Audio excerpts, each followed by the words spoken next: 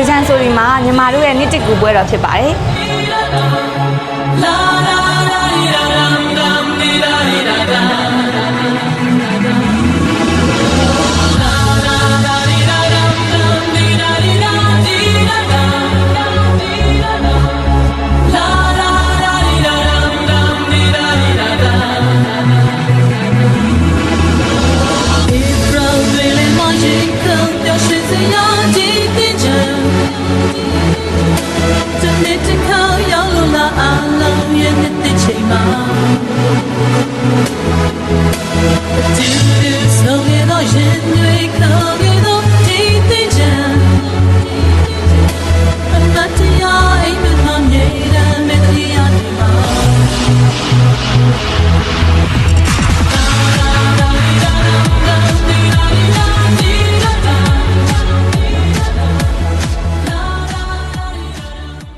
ဒီပွဲမှာဘယ်လိုမျိုးလေး performance ကိုဖြောပြသွားမလဲဆိုတာကိုကျွန်တော်တို့နှစ်ယောက်နဲ့အတူတူ